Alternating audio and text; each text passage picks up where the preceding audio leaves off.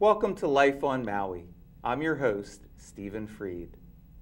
Our guest for today is Bodhi Be, who has been a community leader on Maui for many years and is now involved with Ram Dass with Doorway into Light. Here are a couple lines from their vision statement. To support the work of souls, especially in the time of the death of the physical body. To assist families and communities to reclaim their roles of caring for the dying and for the dead, and in bringing forth ritual and ceremony. Welcome to the show, Bodhi. Thank you, Stephen. Nice to be here. Yeah, really good to have you. Thank you. Yeah. So this is a subject that is not on everybody's top 10 list, but I think it's really important to talk about. How did you get involved in the field of death and dying? My wife and I have been interfaith ministers for almost 30 years, attending a lot of weddings. Then that started shifting into attending memorials and helping facilitate funerals and counseling with people who are approaching their death. And that kind of turned me towards wanting to take the hospice training to feel like I had more skills. I wanted to know more about how to be with people who are dying. The hospice training on Maui transformed me. Everyone should do the hospice training for volunteers, whether they want to sit with dying or not. It's transformative. How do you go about doing that? You call Maui Hospice and you say you'd like to sign up for their volunteer training. Then through the volunteer training, I started sitting with people as they were getting close to their death and recognizing why some people had an easier time and some people were having a real challenging time.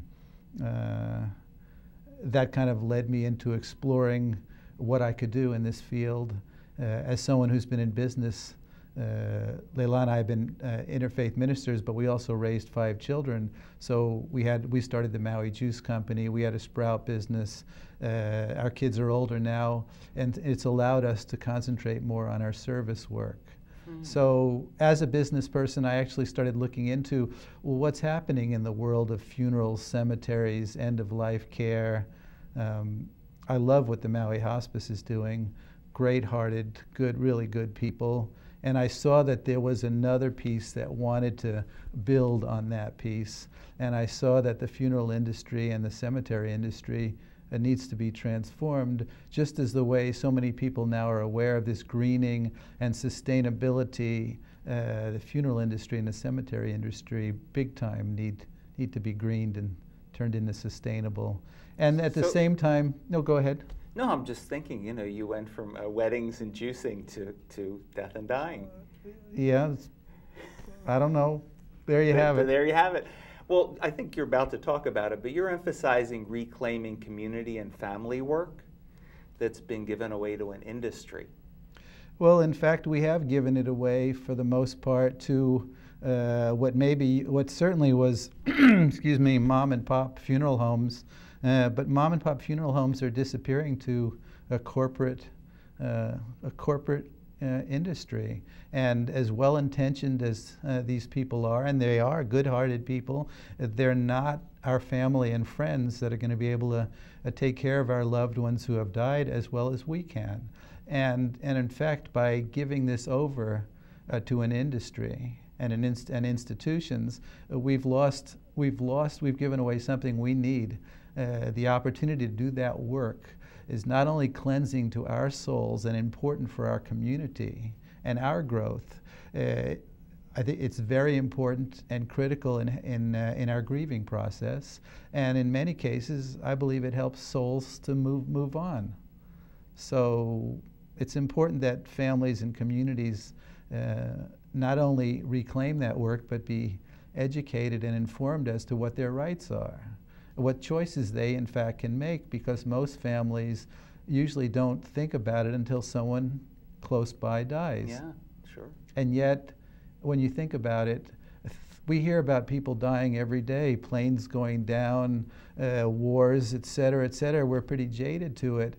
But when one person close to us dies, for most of us, something happens inside of us.